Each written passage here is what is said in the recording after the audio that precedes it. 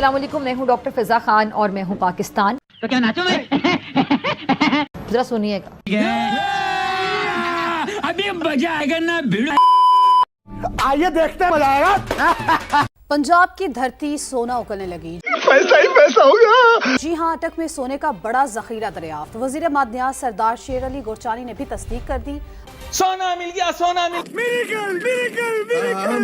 सोना मिल गया, पाकिस्तान में सोना मिल गया। Disco dance. रोजे में डांस करने से रोजा टूट तो नहीं जाता? नहीं। खैर एनीवे, बहुत नाचे हम, बहुत नाचे। अच्छा, बड़ा मजा आया, यकीन करो। पहले जो खजाना निकला था वो मिला था सैंड डिक में। उसके लिए चीनी बाबू लेकर आए। चीनी बाबुओं ने कहा, बेटा ये क्या है बे? इसके लिए थोड़ा काम भी आना चाहिए। या तो अब बात यह है कि वो सोना वोना हमें तो मिला नहीं, वो लोग लेकर चले गए सारे। ओ चूना लगा दिया। तोबा अस्तगफार, तोबा तोबा तोबा, खुदा मुझे माफ करे। हम जो है यहाँ पर खाली नाचते रहे, सोना मिल गया, सोना मिल गया, सोना मिल गया, ये पैसा ही पैसा होगा। खुदा की कसम, कौम के हालात ऐसे हैं कि अगर मैं अभी सड़क पर निकलकर मुफ्त बिरयानी बांटना शुरू कर दूं, यकीन करो 1000 ट्रक खाली हो जाएंगे, कौम खाली नहीं होगी। तबाह बर्बाद बर्बाद बर्बाद बर्बाद कर दिया।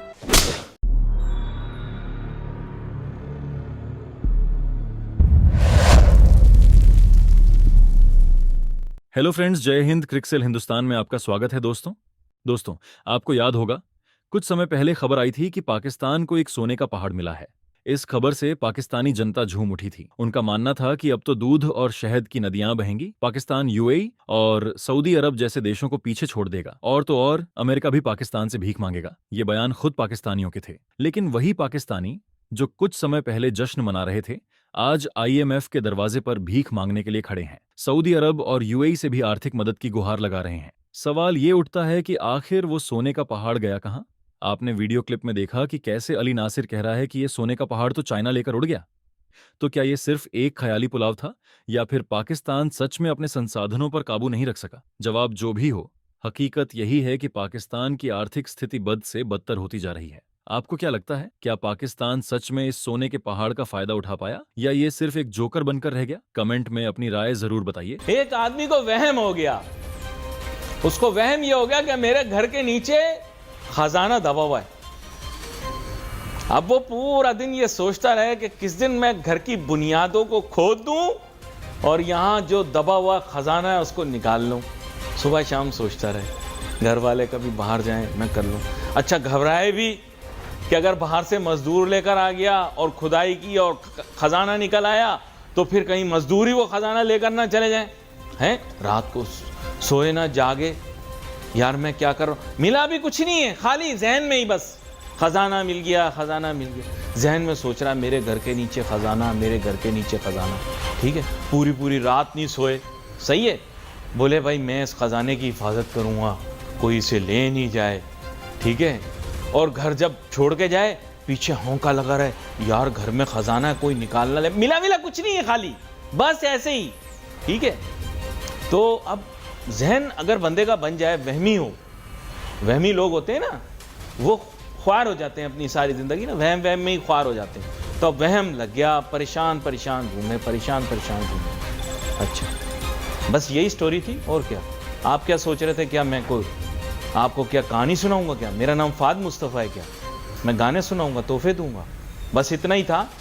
अच्छा, इसी से गैर मुतल्लिका एक कहानी ये है, इससे कोई ताल्लुक नहीं है जो बात मैंने बताई। सोना मिल गया, सोना मिल गया, सोना मिल गया, पाकिस्तान में सोना मिल गया, डिस्को डांस। रोजे में डांस करने से रोजा टूट तो नहीं जाता? खैर एनीवे, बहुत नाचे हम, बहुत नाचे, बड़ा मजा आया, यकीन करो। पहले जो खजाना निकला था वो मिला था सैंड डिक में। आपको पता होगा, एक हमारे यहाँ कान है, उसका नाम है सैंडिक। तो बहुत जनाब उस पर नाच गाना किया, ये वो, लेकिन अब निकालने का तरीका नहीं आया। ये पहुंचे वहां पे, खुदा लेके, हाथ में बेलचे लेके, सोना लेके घर जाएंगे। हैं, अमरू अय्यार की बहुत सारी कहानियां पढ़ी थी ना, इंग्लिश तो समझ आती नहीं, उर्दू समझ आती है, उर्दू में तो अमरू अय्यार ही आती थी। ठीक है, ये कौम दो ही चीज बन सकती है, या डॉक्टर कामरान सीरीज या जो है वो अमरू अय्यार। तो अमरू अय्यार की तरह आप ये समझे अंगूठियां पड़ी होंगी, सब जमा करके ले जाएंगे। वहां गए तो देखा चटियल मैदान, जमीन, पहाड़ खत्म। अब इसको निकाले कौन? उसके लिए चीनी बाबू लेकर आए। चीनी बाबुओं ने कहा बेटा इसके लिए थोड़ा काम भी आना चाहिए, काम अपन को आता नहीं था। बुरा ना मानना, थोड़ा अवामी स्टाइल है, दवाई खाई नहीं, रोजे में कैसे खा सकते हैं। तो अब बात यह है कि वो सोना वोना हमें तो मिला नहीं, वो लोग लेकर चले गए सारे। हम जो है यहाँ पर खाली नाचते रहे, सोना मिल गया, सोना मिल गया, सोना मिल गया, ये ठीक है। उसके बाद फिर क्या हुआ, एक और कहानी नहीं निकाली, रिको डिक निकल आया, सोना निकल आया, सोना निकल आया। यार हमको तो मिला नहीं। खुदा की कसम कौम के हालात ऐसे हैं कि अगर मैं अभी सड़क पर निकलकर मुफ्त बिरयानी बांटना शुरू कर दूं, यकीन करो 1000 ट्रक खाली हो जाएंगे, कौम खाली नहीं होगी। और साथ में बोलूं भी कि ये सदके का है भाई, सदके का है, मेरी आफत तेरे पे आए, फिर भी लोग कहेंगे सीने की दाल भाई बोटी, सीने की दाल मैं सीने की खाता हूं। मजाक के लिए बता रहा हूं, क्या हो गया, क्यों छुप रहे हो अंकल? आपने तो कल मस्जिद के बाद डब्बा उठाया, आप ऐसे ही यूं कर रहे हैं, आप पकड़ में आ गए हैं, मैंने देख लिया आपको। बेगम के पहलू में नहीं छुपे, आपने कल मस्जिद में डब्बा चुराया। आगे बढ़े, रिकोडिक। अब रिकोडिक के अंदर जनाब अरबों डॉलर का सोना, अवाम कंगली भिखारी सड़कों पे घूम रही परेशान। सब बुरा ना मानना, थोड़े थोड़े टिचकर मारूंगा, ज्यादा नहीं। मुझे बुजुर्ग ने कहा था कि प्रो टीवी पे सच बोलोगे, और वैसे भी रोजे की कैफियत में झूठ बोलने वाला, उसने तो रोजा तोड़ दिया। वो दिखाते हैं ना क्लिप सोशल मीडिया पर, ये एक गिलास पानी का पी लो, रोजा तोड़ दो, 2 लाख रुपए देंगे। तो तब तो वो आदमी कहता नहीं नहीं नहीं नहीं नहीं मैं नहीं तोड़ूंगा। तो बेटा झूठ बोलने से भी टूट जाएगा, झूठ बोलने से भी टूट जाएगा।